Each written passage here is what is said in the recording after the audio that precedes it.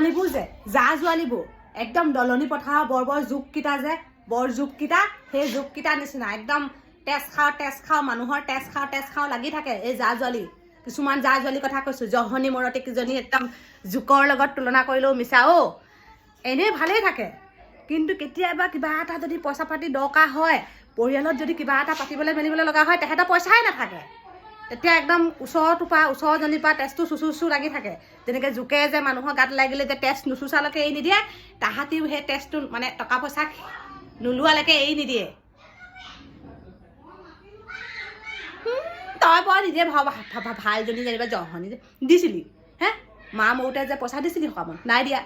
দেউতা মৰোতেতো বাদেই দিলোঁ মা মৰোতেই তই নিদিলি ইমান দিন লগতে থাকিলি এতিয়া আকৌ যুগ বুলি ক'লে লাজ পাবলৈ আহিছে হয় আকৌ